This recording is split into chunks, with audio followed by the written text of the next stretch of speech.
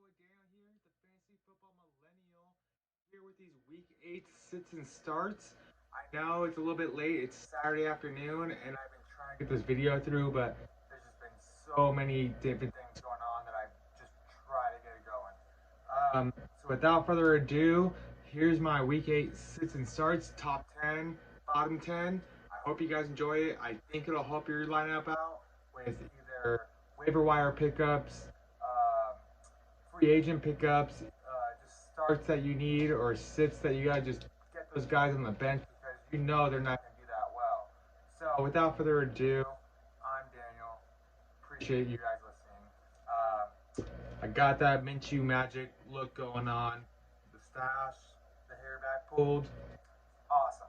Gotta love it. I'm all about that. So number one on starts, DeAndre Hopkins versus Oakland. Man, he is going to kill it.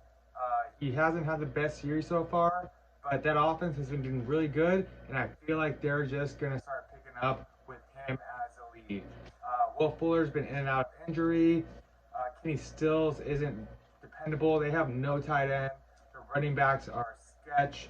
He is the guy to help out Deshaun Watson, man. After that, Golden Tate versus Detroit. It's a revenge game. Gotta love revenge games sometimes. They kicked someone in the ass when they deserve it. And they deserve it, and he's gonna get it. He's pretty pissed off. He knows he's a really good wide receiver. He's been doing pretty good this year after his suspension. So I look at Golden Tate as a pretty good RB for wide receiver 2. Next would be Julio Jones versus Seattle. With no Sanu, he is going to start picking it up now. They don't have a lot of options. They have Devontae Freeman, him, Austin Hooper, and that's about it. I know Matt Ryan's going to be out later or this week, but I'm going to talk about that later on in this podcast or in this video, and you guys will know what I really think about that. But just know Julio Jones will kill it regardless, man. He is the boy. After that, Tom Brady versus Cleveland. He has been a really good quarterback in real world this year, but fantasy, he has not been more than like a top 10 fantasy football quarterback. So, but this week he will. Against Cleveland, oh my gosh, he will. He's going to destroy him. Next, I'm just going to keep going through this as fast as I can because I want to make this video nice and short. Latavius Murray. If Alvin Kamara is not playing, Latavius Murray is going to get you at least 12 points and a half PPR. That's solid as hell, man. I want 12 points as any kind of running back. So, Latavius Murray, I don't think Alvin Kamara is going to play with Drew Brees coming back. So, I feel like they can kind of sustain themselves with Latavius Murray. Next, David Montgomery versus the LA Chargers. It's not hating against LA Chargers, they just suck this year, but yeah, I don't like them anyway, so boo. David Montgomery has been pretty crap for Chicago all year, but they're going against a really bad run defense, and this is going to be different, I feel like. He had no opportunities throughout the year, and now Matt Nagy is telling us we gotta like predict the run now. I don't like that statement, but I know that it has to go one of two ways now. Either he takes the head out of his ass, or he goes up. After that, Travis Kelce versus Green Bay. Travis Kelce was like a number 3, number 4 pick in your fantasy, and he has not shown up for you. I feel like he has been a pretty like number 8 tight end, and that's not what you're looking for. You're looking for like a wide receiver kind of look at tight end on that one. So I think he's gonna start picking it up. Even with Pat Mahomes out, actually, especially with Pat Mahomes out, they're gonna start dumping off way more. I think the running back and him are just gonna start getting way more looks for the next couple weeks. Next week, Chris Edmonds versus New Orleans. Man, I know David Johnson is a game time decision. He's not gonna play. They don't want him to. They don't need him to. They're just happy they're not at under 500 right now team. But at the same time, you gotta know Chris Edmonds has been killing it for 3 weeks. I wish I picked him up in my fantasy. I should have, could have, would have, but I didn't. So also got solid running backs, but they're not like that. Next would be Gerald Everett for Cincinnati. That the Rams have really been depending on that guy for all these last like 3 years. And man, he's not even actually dialing it in though. Solid man, freaking solid all year. Um, he's a top six tight end. I can definitely see it. I can definitely respect it. But at the same time, you guys see consistency. I would play him this week against Cincinnati because they've been just imploding. But I don't know about all year, so that's why I'm saying he's a start of the week. Next would be, last but not least, would be Mohamed Sanu. Got traded to New England. That's always a cash mine for anyone. I mean, shoot, if freaking they traded Tim Tebow to New England, I would have taken him and played him off basis. Mohamed Sanu will be their number 3 receiver at the very least, with Philip Dorsett and oh my God, how did I forget his name? Tiny guy. I cannot remember his name, but Dame Dolan? No, he went to Detroit. I'll remember it sometime. But if you can remember it, leave a comment down below. Let me know how stupid I am. Please, I love them all. So he's definitely the number 3 receiver, maybe number 2 if they can get things, the routes done with him, and they can make him sharp on their offense. So that's a good start, and I think he'll be getting you at least 5 catches for like 60 yards on this, at least this week. So definitely a good flex. I'm not saying he's number 1 receiver. I'm not saying he's high end number 2, but he's a low end number 2, a good flex kind of thing. And stream defense of the week would be the LA Rams, man. The LA Rams against Cincinnati. They're gonna get their dues. Cincinnati doesn't know what they're doing right now. It's kind of sad. I thought they were gonna be better, but it is what it is. But those are my top 10 starts. These are my top 10 sits. They're gonna do so bad this week. I mean, it's guaranteed at this point. Number 1, Marlon Mack versus Detroit. Detroit has such a good run defense. It's ridiculous. Marlon Mack's been banged up. Jacoby Brissett's been on fire. They're just gonna go to him. Why would he not? I get Marlon Mack will probably get 60 yards rushing, blah blah blah, maybe a couple catches, but he'll get under 10 yards PPR. Happy PPR, sorry.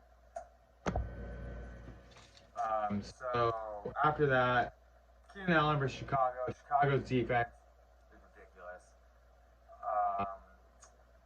LA Chargers offense has been lackluster, so I'm kind of guessing they're kind of going to be tanking pretty hard the rest of the year. I know my family doesn't want to hear that, but they're going to tank. They're probably going to have to pick up like a tight end or like a solid like left guard in their first round next year. Another wide receiver, DJ Chark. He's been pretty solid all year, but it's a pretty hard. It's like a medium difficulty against the New York Jets. I get that they're not the hardest team. They've been pretty bad all year, but their defense is pretty good, and they're probably going to just double team them because they're going to double team and stack the box and then make Minshew beat them with another receiver. I mean, that's dedicating 8 or 9 players, and then they're just going to double team the other 2 guys that are out there. That's what I would do. I mean, that's all they got in Jacksonville, but tell me if you think something else. Please comment if you think that game will go another way, because I really do not think so. Next, Tyler Boyd versus Carolina. It's hard to say because I love Tyler Boyd. I drafted him thinking he was going to be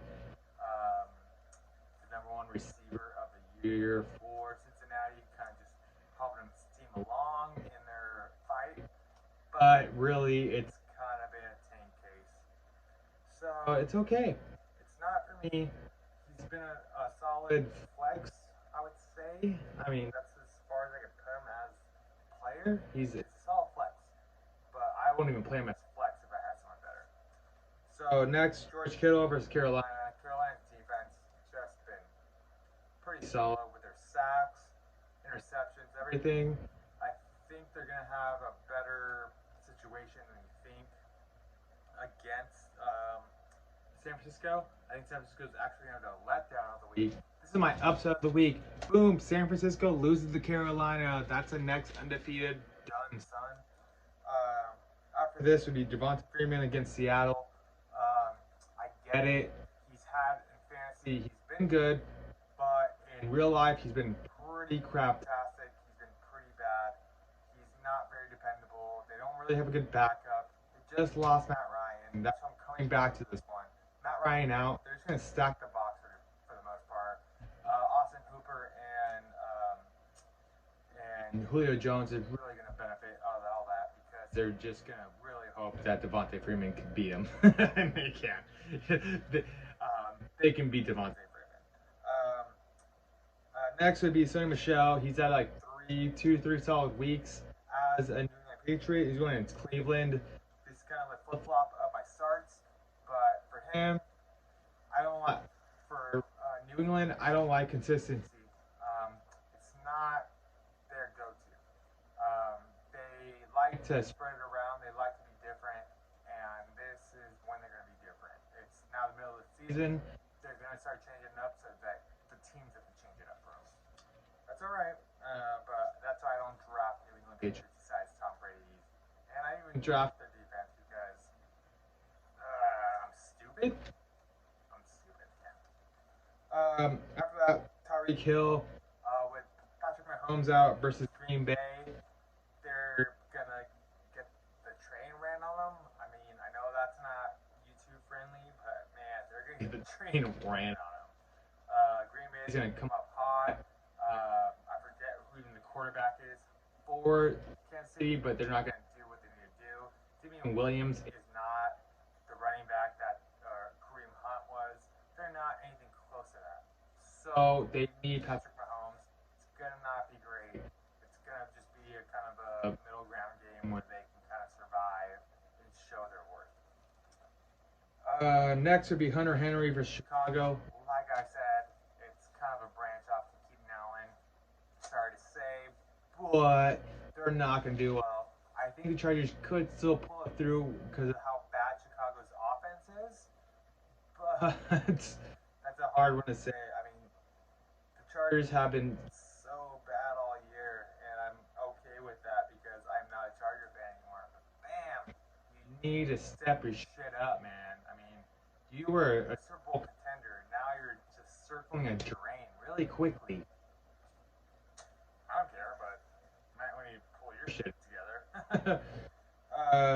Last but not least, on my sits, before my sits of the defense, it's going to be Odell Beckham Jr. versus New England.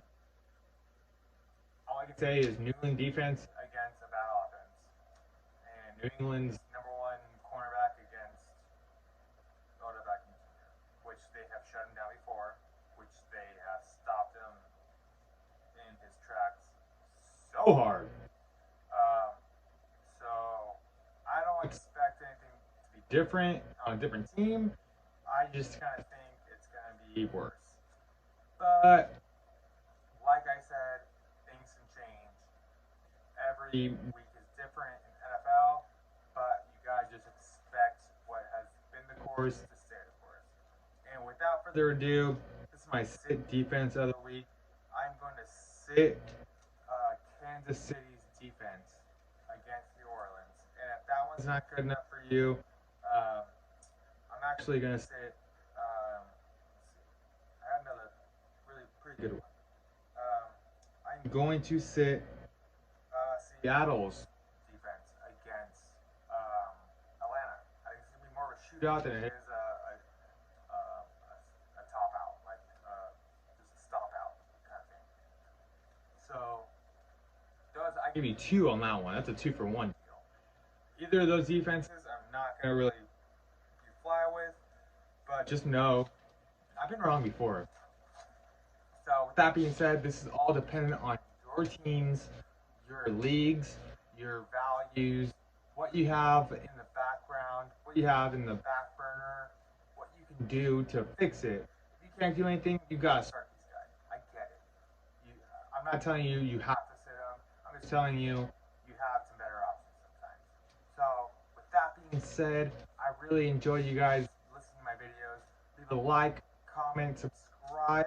I just started a new Twitter game day updates. So I hope you guys follow me on that. It is the Fantasy Football Millennial. Look it up. It's just how it's spelled. You guys are gonna love it. I love watching football all day, so I love tweeting crazy stuff from what's going on. I'm not trying to boast, but I think it's gonna be great. Leave me a like on here. Comment on my YouTube page at Daniel DANNNIEL_son, and I will gladly get to you for your starts and sits of your week. I will put you into my videos. I will expand this. I will do so much with this because I love doing these videos for you. I hope you guys love watching the videos because of my input. So, like I said, like, comment, subscribe, hate, dislike, I don't care. Just show me what you want. Show me what you like. Dislike, I love it all. So, I've been Daniel. You've been awesome. Peace out. Enjoy football Sunday. Later.